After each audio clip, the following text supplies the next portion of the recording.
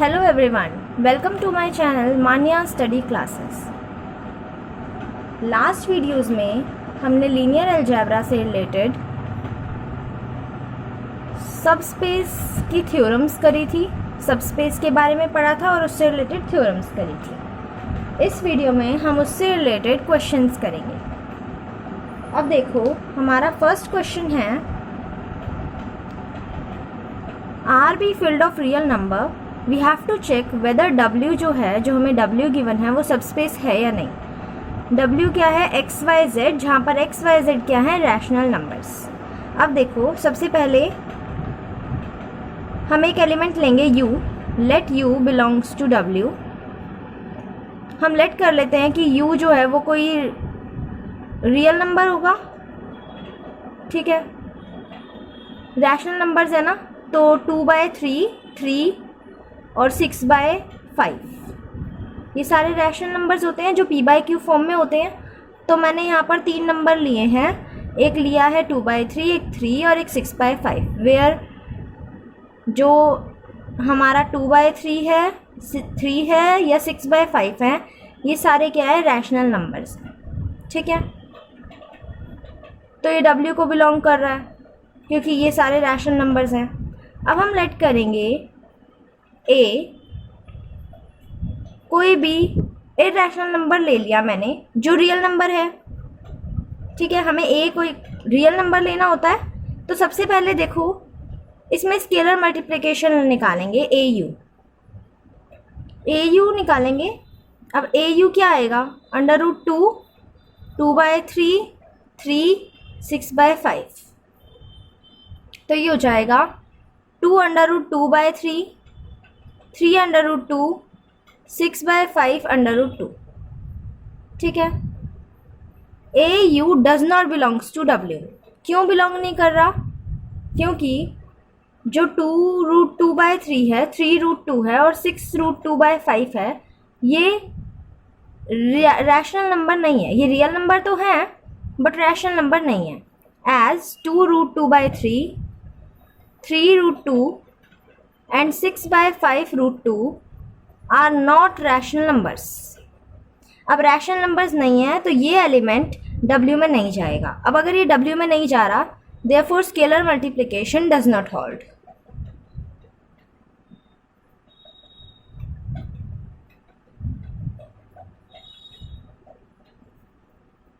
ठीक है, therefore W is not a subspace, not a vector space. और जब वो वेक्टर स्पेस ही नहीं है तो वो सबस्पेस भी नहीं होगा, so it is not a subspace.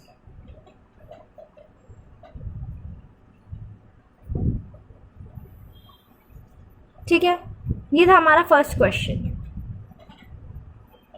अब सेकेंड क्वेश्चन है, question 2, V is a vector space of all real valued continuous function. V हमें वेक्टर स्पेस गिवन है जिसमें सारे रियल वैल्यूड कॉन्टिन्यूअस फंक्शन है। हमें प्रूव करना है कि ये differential equation 5d2y/dx2 -7dy/dx + 2y = 0 subspace होगी। तो सबसे पहले हम लेट करते हैं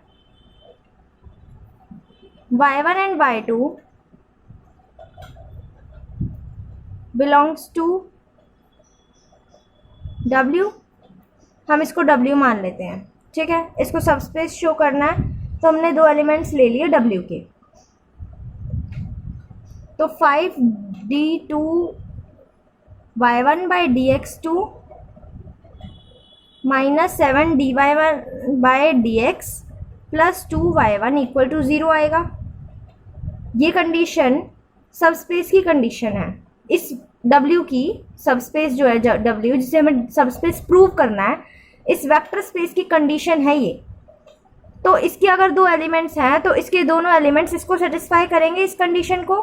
तो y1 के लिए भी ये होल्ड करेगी और ये y2 के लिए भी होल्ड करेगी, ठीक है,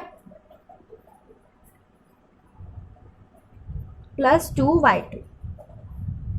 अब हमें शो करना है, टू प्रूव किया है हमारा, सबस्पेस शो करना है। और सबस्पेस की कंडीशन होती है ay1 + by2 belongs to W। इसके लिए हमें क्या निकालना पड़ेगा, ay1 प्लस by2, ये निकालेंगे तो क्या आएगी वैल्यू, इसको a से मल्टीप्लाई कर देते हैं, इसको कर देते हैं, ठीक है, ये हमें निकालना है। तो सबसे पहले हम क्या करेंगे, मल्टीप्लाई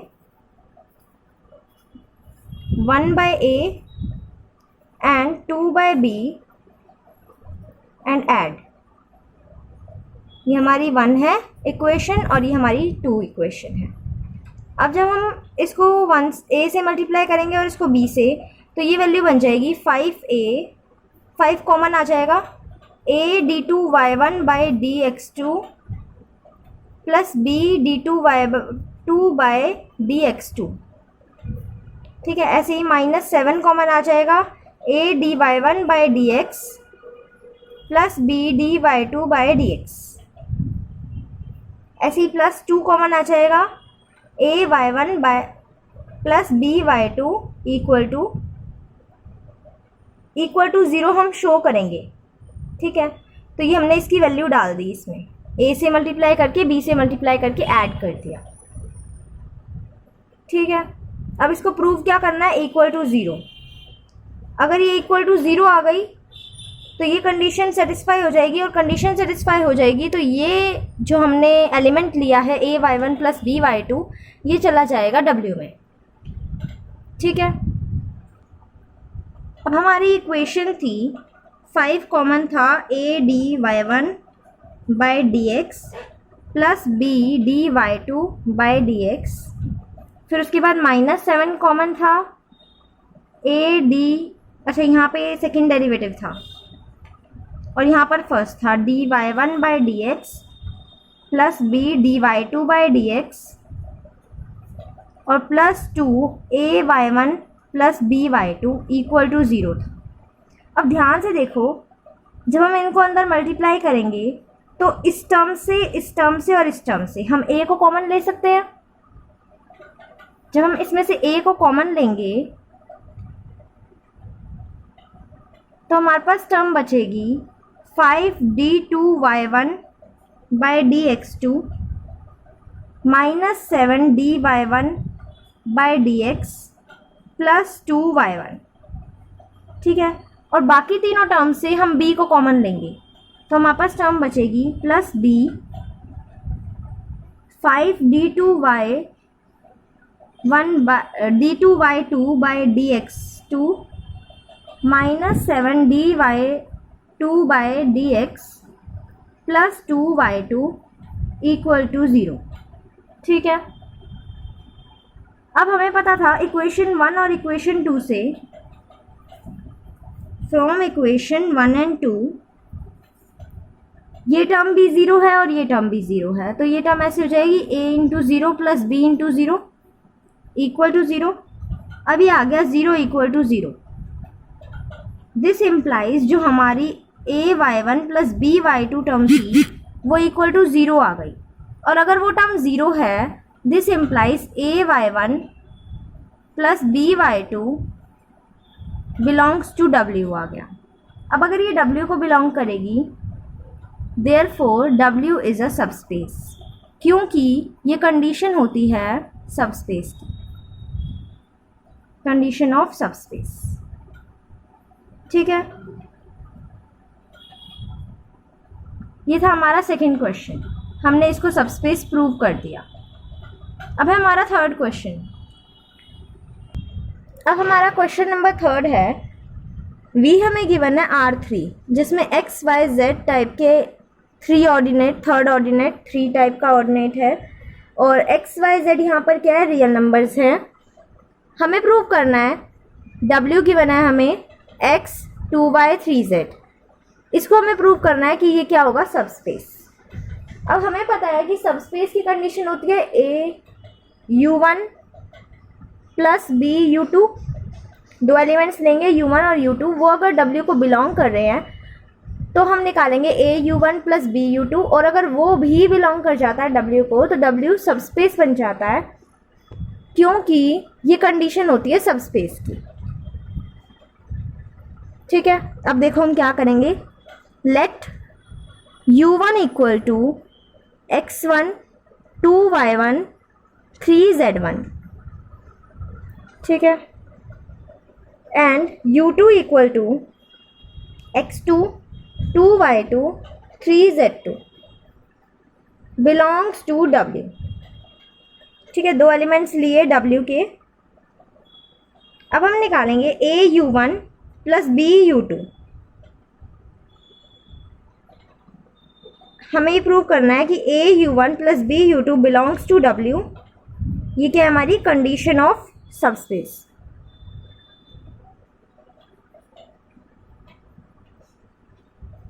अभी हमारी कंडीशन है, ये प्रूव करना है हमने। तो सबसे पहले हम निकालेंगे au plus, this implies au plus b, au1 plus bu2 निकालेंगे। तो a इंटू में u1 की वैल्यू है x1 2y1 3z1, ठीक है, प्लस b u2 की वैल्यू है x2 2y। अब देखो जब हमने इन दोनों को ऐड किया तो ये बन गया ax1 plus bx2 ay1 plus by2 az1 plus bz2 और 0, ठीक है। अब यहाँ पर देखो x1 x2 y1 y2 z1 z2 ये सारे रियल नंबर्स हैं। तो ax1 plus bx2 ay1 plus by2 az1 plus bz2 ये सारे भी रियल नंबर्स होंगे। और अगर ये सारे रियल नंबर्स हैं तो a प्लस b बिलोंग कर जाएगा w को। कंडीशन ऑफ सबस्पेस हो गई, ठीक है। तो अब क्या हुआ, w is subspace of v, ठीक है। ये थे क्वेश्चंस रिलेटेड टू सबस्पेस। अब जो बाकी के क्वेश्चंस हैं वो आप ट्राई करना। मैंने आपको हर टाइप का एक एक क्वेश्चन कराया है, ठीक है। सारे क्वेश्चंस ऐसे ही होंगे जो सबस्पेस से रिलेटेड हैं, वो आप ट्राई करना। और अगर आपको कोई भी डाउट हो देन प्लीज़ टेल, ठीक है। कमेंट बॉक्स आपके लिए हमेशा खुला है, आप अपने डाउट्स हमेशा क्लियर करा करें।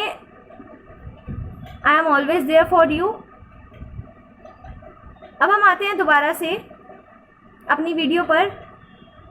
अब हम इससे रिलेटेड इसके आगे प्रोसीड करेंगे। अब हमारा टॉपिक है लीनियर सम ऑफ सबस्पेस, सही है।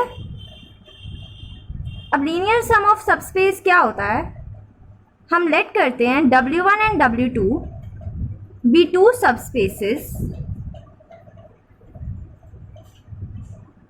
देन W1 प्लस W2, इसे हम बोलते हैं लीनियर सम ऑफ सबस्पेस। कैसे डिफाइन होता है, इसमें एलिमेंट्स आते हैं W1 प्लस W2 टाइप के, जहाँ पर W1 बिलोंग करता है W1 को और W2 बिलोंग करता है W2 को। और ये भी सबस्पेस होता है, is also a subspace, also a subspace, ठीक है। अब एक रिजल्ट है छोटा सा कि अगर W1 बिलोंग करता है W1 को और 0 बिलोंग करता है W2 को, तो W1 बिलोंग करेगा W1 प्लस W2 को, ठीक है, क्योंकि W1 प्लस 0 बिलोंग कर रहा है और 0 क्या हो गया, W1 प्लस 0 W1 बन जाएगा, तो ये बिलोंग करेगा W1 प्लस W2 को।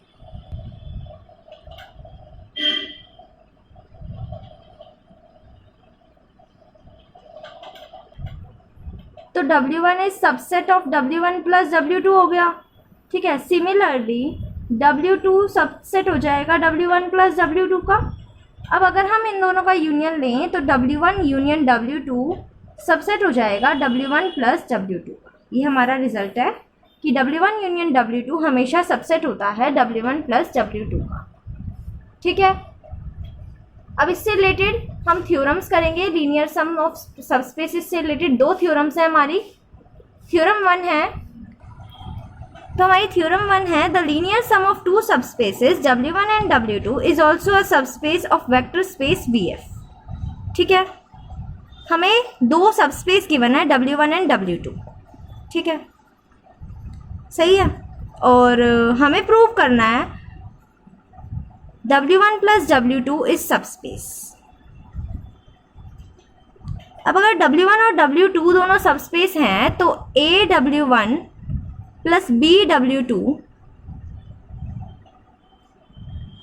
हमें प्रूव करना है कि बिलोंग करेगा W1 प्लस W2 को। जहाँ पर W1 बिलोंग कर रहा है W1 को और W2 बिलोंग कर रहा है W2 को। तो अब हम दो एलिमेंट्स लेंगे, लेट करेंगे, ये तो हमारा टू प्रूव है, ठीक है। लेट करेंगे दो एलिमेंट्स W1 प्लस W2 के। तो हमने क्या लिया, W1 plus W2, W1 dash plus W2 dash belong to W1 plus W2, ठीक है। दो एलिमेंट्स ले लिए। अब हमें इसके लिए क्या प्रूव करना है,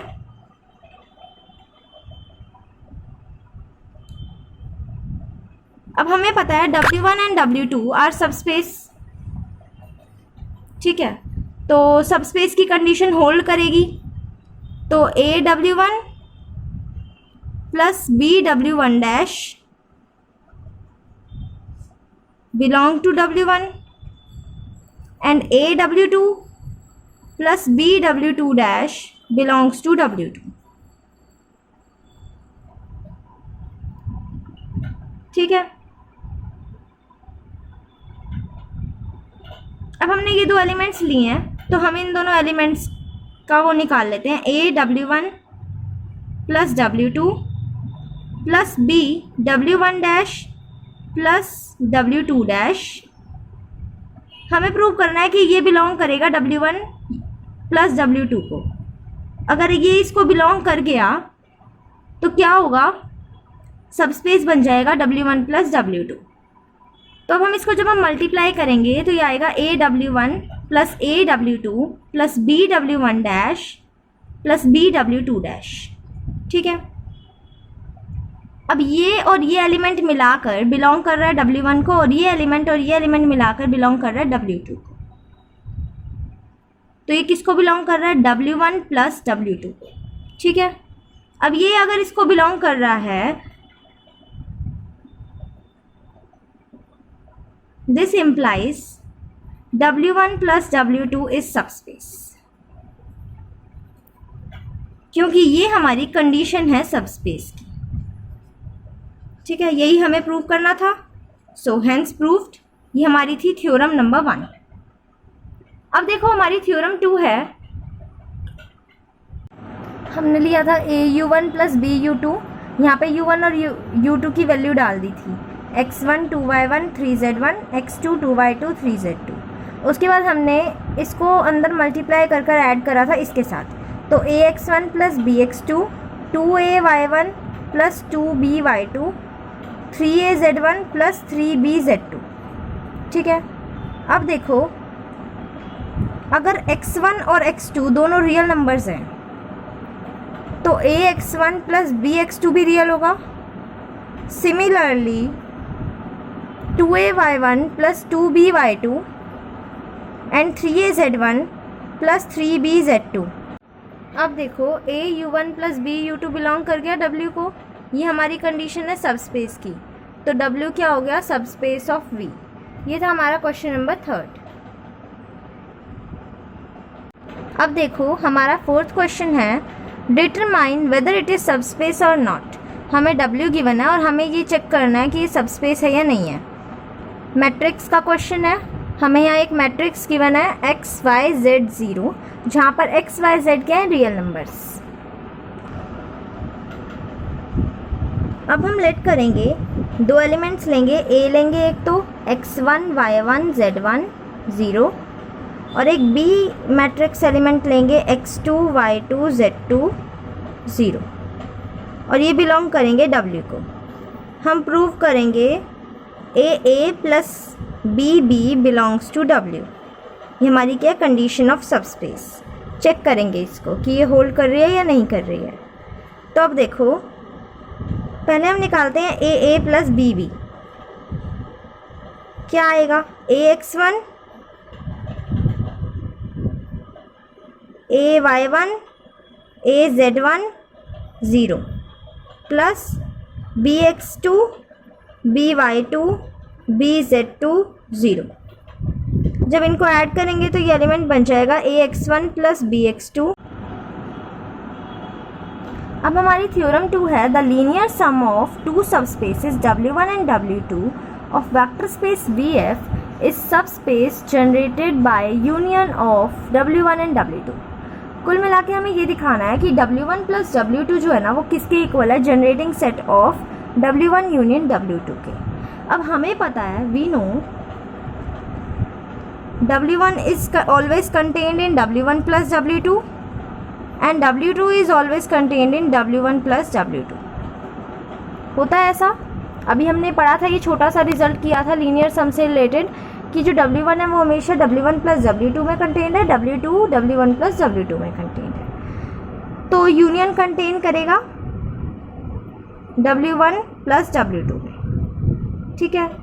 सिंस W1 यूनियन W2 का generating set is smallest subspace, ये स्मॉलेस्ट सबस्पेस है कंटेनिंग W1 यूनियन W2। एक यही ऐसा सबस्पेस है जिसके अंदर सबसे छोटा सबस्पेस है जिसके अंदर W1 यूनियन W2 होता है, ठीक है। अब अगर ये स्मॉलेस्ट है तो ये इसमें कंटेन्ड हो जाएगा, तो W1 यूनियन W2 का जो जनरेटिंग सेट है वो किस में कंटेन हो गया, W1 प्लस W2 में। इस इक्वेशन को नाम दिया 1। अब हम लेट करेंगे U belonging to W1 plus W2, जहाँ पर U किस टाइप का एलिमेंट है, W1 प्लस W2 का, जहाँ पर W1 बिलोंग कर रहा है W1 को और W2 बिलोंग कर रहा है W2। तो हम ये कह सकते हैं W1 और W2 दोनों बिलोंग कर रहे हैं W1 यूनियन W2 को, ठीक है।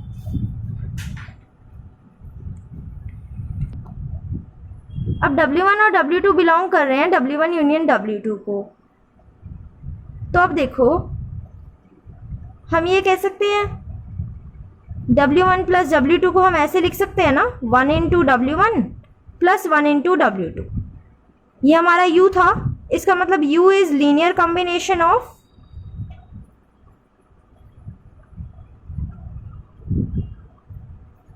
W1 union W2। तो U बिलोंग कर जाएगा W1 यूनियन W2 को, इससे जनरेट होगा, ठीक है। जो U था वो आर्बिट्री एलिमेंट था W1 प्लस W2 का, तो हमारा W1 प्लस W2 कंटेन्ड हो जाएगा W1 यूनियन W2 के जनरेटिंग सेट में। ये इक्वेशन 2 हो गई। अब फ्रॉम 1 एंड 2 हम क्या कहेंगे, from 1 and 2 W1 plus W2 is equal to generating set of W1 union W2। यही हमें प्रूव करना था और ये थी हमारी theorem number 2 for linear sum of subspaces. अब हमारा नेक्स्ट टॉपिक है डायरेक्ट सम ऑफ सबस्पेसेस। अब देखो डायरेक्ट सम ऑफ सबस्पेसेस क्या होता है। सबसे पहले हम लेट करेंगे W1 and W2 be two subspaces, ठीक है,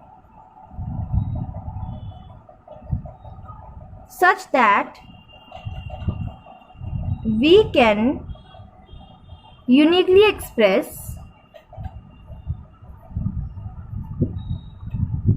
every V belongs to V such that V equal to W1 plus W2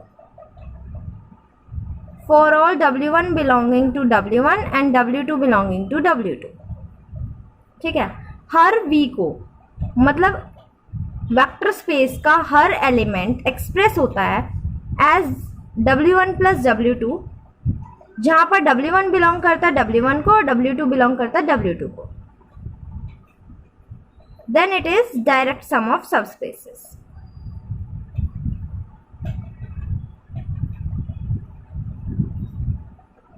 अब डायरेक्ट सम को हम कैसे डिनोट करते हैं, देखो डायरेक्ट सम ऐसे डिनोट होता है V equal to W1 direct sum of W2। अब डायरेक्ट सम की दो कंडीशन है। पहली कंडीशन है कि V is equal to W1 plus W2, ये डेफिनेशन है डायरेक्ट सम की, पर हमने पढ़ा था कि ये लीनियर सम है ना।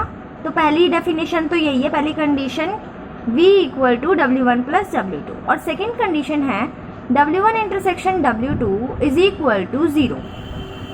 मतलब W1 और W2 क्या है, डिसजॉइंट सबस्पेसेस हैं। अब हम डिसजॉइंट सबस्पेसेस के बारे में पढ़ेंगे, और जो हमने ये कंडीशंस पढ़ी है ये सेम थ्योरम है हमारी, इसे हम प्रूव भी करेंगे कि डायरेक्ट सम की दो कंडीशंस हैं। अब देखो definition of disjoint subspaces.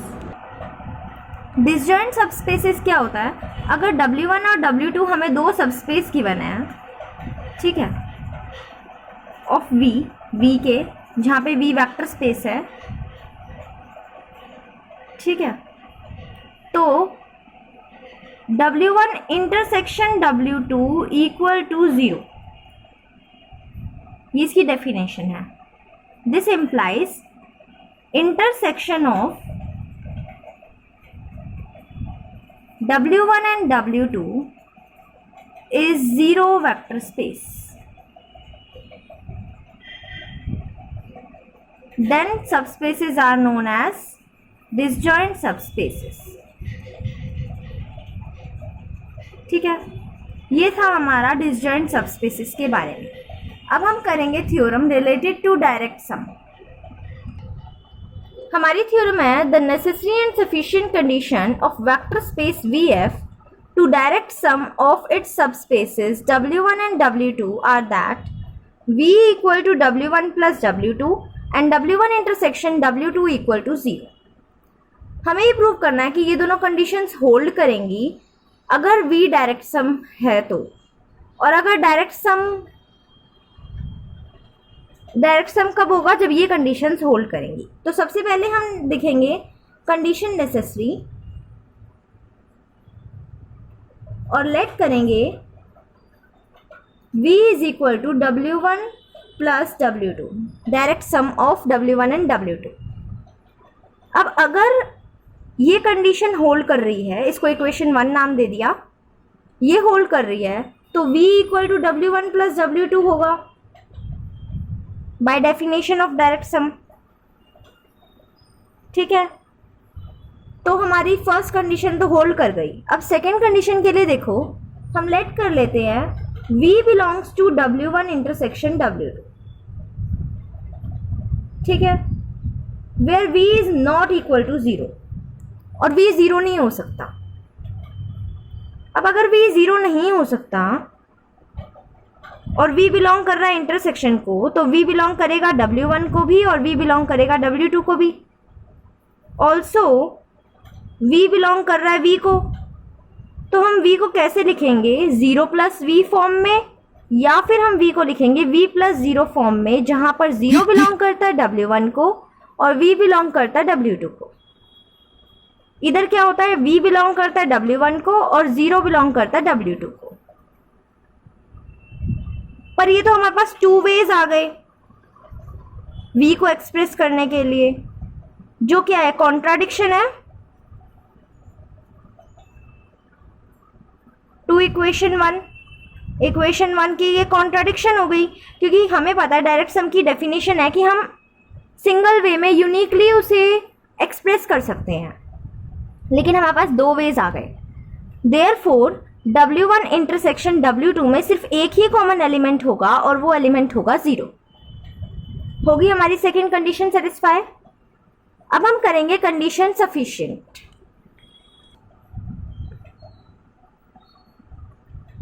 Condition sufficient में क्या करेंगे, we are given 2 conditions that V is W1 plus W2 and W1 intersection W2 equal to 0, and we have to prove कि जो V है वो क्या है, W1 direct sum of W2। इसका मतलब V कैसे एक्सप्रेस होगा, W1 प्लस W2 फॉर्म में, ठीक है, जहां पर for all W1 belongs to W1 and W2 belongs to W2, ये हमें शो करना है।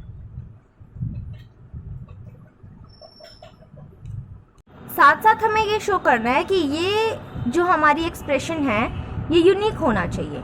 तो हम पहले लेट कर लेते हैं कि हम v को दो फॉर्म्स में एक्सप्रेस कर सकते हैं, एक w1 plus w2 for all w1 belongs to w1 and w2 belongs to w2, और v को हम ऐसे भी एक्सप्रेस कर सकते हैं that w1 dash plus w2 dash, जहाँ पर w1 डैश बिलोंग करता है w1 को और w2 डैश बिलोंग करता है w2। ठीक है, अब इसको कॉन्ट्राडिक्शन दिखाएंगे। अब देखो ये दोनों वैल्यूज़ थी v की, तो हमने इन दोनों वैल्यूज़ को इक्वेट कर दिया। अब जब इक्वेट किया तो w1 की एक साइड कर ली वैल्यूज़ और w2 की वैल्यूज़ एक साइड कर ली। अब हमारे को ये गिवन है कि w1 और w2 सब स्पेसिस हैं। अगर ये सब स्पेसिस हैं तो w1 minus w1 dash belong करेगा w1 को और w2 dash minus w2 belong करेगा w2 को बाय क्लोजर प्रॉपर्टी, क्योंकि अगर w1 बिलोंग कर रहा है, w1 डैश बिलोंग कर रहा है तो उनका इन्वर्स भी बिलोंग करेगा ना, और हमें पता है अगर a और b बिलोंग करते हैं तो a प्लस b भी बिलोंग करता है w1 को, तो ऐसे ही क्लोजर प्रॉपर्टी से होल्ड कर जाएगा। ठीक है, तो ये इसमें बिलोंग कर गया। अब ये दोनों वैल्यूज़ कॉमन है, इक्वल है क्योंकि, तो commonly w1 minus w1 dash equal to w2 minus w2 dash किसको बिलोंग कर जाएगा, इंटरसेक्शन को। ठीक है, लेकिन हमें गिवन है कि इंटरसेक्शन क्या है, इक्वल टू 0, तो ये दोनों वैल्यूज़ क्या हो जाएंगी, 0 हो जाएंगी। w2 minus w2 dash, w2 dash minus w2 equal to 0, तो हमारे पास यहाँ से आएगा w1 equal to w1 dash and w2 equal to w2 dash. अब हमारे पास क्या आया कि w1 equal to w1 dash and w2 equal to w2 dash. अब ये दोनों वैल्यूज़ अगर हम v के एक्सप्रेशन में पुट करेंगे तो वो हो जाएगा w1 plus w2 which is unique, uniqueness prove हो जाएगी। और अगर ये यूनिक है, ये एक्सप्रेशन यूनिक है, तो v equal to w1 direct sum of w2 हो जाएगा। ठीक है, अब देखो हम डायरेक्ट सम से रिलेटेड क्वेश्चंस करेंगे। ठीक है, हमारा क्वेश्चन है, हमें 3 सबस्पेस गिवन है w1 w2 w3। w1 है x y z टाइप के एलिमेंट हैं जहाँ पर कंडीशन है x plus y plus z equal to 0। अब w1 ये हो गया। अब w2 हमें गिवन है x y z टाइप के एलिमेंट्स हैं जहाँ पर x जो है वो z के इक्वल है। ऐसे ही w3 हमें गिवन है 0 0 z टाइप के एलिमेंट है जहाँ पर z जो है वो रियल नंबर है। हमें प्रूव करना है r3 w1 प्लस w3 के इक्वल होगा और r3 w2 प्लस w3 के इक्वल होगा, और फिर चेक भी करना है कि ये डायरेक्ट होगा या नहीं होगा, डायरेक्ट सम बनेगा या नहीं। तो सबसे पहले देखो, जब w1 w2 w3 तीनों सबस्पेस हैं, ठीक है, आर सबस्पेस, तो w1 प्लस w3 और w2 प्लस w3 भी हमारे सबस्पेस बन जाएंगे, आर ऑल्सो सबस्पेसेस। अब देखो हम लेट करेंगे ए बी सी एलिमेंट लेंगे सच दैट उसे हम इस तरीके से लिखेंगे कि उसमें इस टाइप के एलिमेंट्स बने। देखो अगर हम यहाँ लिखेंगे, अब देखो यहाँ पे हमें ए बी सी वैल्यू डालनी है सच दैट ये w1 का एलिमेंट होना चाहिए और ये w3 का। तो यहाँ पे w1 का एलिमेंट कैसे आएगा such that A B C का सम जो है वो 0 आना चाहिए। तो हमने यहाँ पर a लिखा, यहाँ पर b लिखा, और यहाँ हमें सम 0 बनाना है a प्लस बी प्लस सी का। तो वहाँ से c की वैल्यू क्या आएगी, यहाँ से हम c की वैल्यू निकालेंगे तो वो आएगी माइनस a माइनस बी। तो यहाँ पे वैल्यू आ गई माइनस a माइनस बी, और ये एलिमेंट आएगा 0 0 z, जहाँ पे z क्या होगा हमारा, z हमें ऐसा लिखना है कि टोटल a b c बन जाए। यहाँ पे माइनस a माइनस बी है तो हम यहाँ पर क्या करेंगे, c के साथ a प्लस बी कर देंगे। तो अब देखो टोटल प्लस करेंगे तो ये आएगा a, ये आएगा b और ये आएगा c। ठीक है, तो हमने r3 को किसके इक्वल लिख दिया, w1 प्लस w2 3 के। ठीक है, अब हम निकालेंगे w1 इंटरसेक्शन w3, और w1 इंटरसेक्शन w3 में कुछ भी कॉमन नहीं आएगा तो ये वैल्यू 0 आ जाएगी। ठीक है, अब ये 0 आएगी तो r3 क्या हो जाएगा, direct sum of w1 and w3। अब सेकेंड पार्ट है, अब सेकंड पार्ट हमें प्रूव करना है कि R3 को हमने लिखना है W2 प्लस W3 के इक्वल। उसके लिए हम लेट करेंगे ABC belong to W2 plus W3, और वो कब करेगा जब ABC किस फॉर्म का होगा, W2 प्लस W3 का। W2 में किस टाइप का एलिमेंट है, A टाइप का, जहाँ पे C की वैल्यू A के इक्वल है, और W3 में किस टाइप का एलिमेंट है, 0 0 Z टाइप का। तो यहाँ पर C आना चाहिए हमारा आंसर, पर हम इसमें से A को माइनस करेंगे। देखो यहाँ से आएगा A plus 0 A, B plus 0 B and A plus C minus A से कैंसिल हो जाएगा और हमारे पास C बच जाएगा। तो ये किसको बिलोंग कर जाएगा, W2 प्लस W3 को। ठीक है, तो हमारा R3 किसके इक्वल आ गया, W2 प्लस W3 के। अब हम निकालेंगे W2 इंटरसेक्शन W3। अब इन दोनों में भी कोई चीज़ कॉमन नहीं है, तो ये भी 0 आ जाएगा, क्योंकि इसमें किस टाइप के एलिमेंट हैं, W2 में A टाइप के, और इसमें किस टाइप के हैं, 0 0 C माइनस A टाइप के। तो कुछ भी कॉमन नहीं आएगा, तो ये वैल्यू आ जाएगी 0, क्योंकि अगर A B C की वैल्यू 0 होगी तभी ये पॉसिबल है कि ये 0 बन जाए, कि ये इंटरसेक्शन में चला जाए। ये 0 हो जाएगा तो ये इंटरसेक्शन में चला जाएगा, तो ये इंटरसेक्शन 0 आ जाएगा। तो हम R3 को क्या लिख सकते हैं, W2 direct sum of W3। ठीक है, तो दोनों ही हमारे डायरेक्ट सम आ गए। ये था डायरेक्ट सम से रिलेटेड क्वेश्चन, और ऐसे एक दो क्वेश्चंस और हैं बस। डायरेक्ट सम से रिलेटेड ज़्यादा क्वेश्चन नहीं आते हैं, मेन इसकी थ्योरम्स हैं। जो हमने डायरेक्ट सम की थ्योरम करी है वो बहुत इंपॉर्टेंट है। और इसके साथ साथ अगर आपको मेरी वीडियो पसंद आई हो तो please like, comment section is always open, कोई भी डाउट हो पूछो और अपना फीडबैक ज़रूर दो। अगर आपको मेरी वीडियो पसंद आती है देन लाइक करो, नहीं आती है तो डिसलाइक करो। ठीक है, and thanks for watching, and if you are not connected to my channel please connect, subscribe करो मेरा चैनल, ताकि आप तक मेरी वीडियोस पहुंच सके और आप मैथ्स पढ़ सको। And be motivated, study maths daily, practice. Thanks for watching, thank you very much.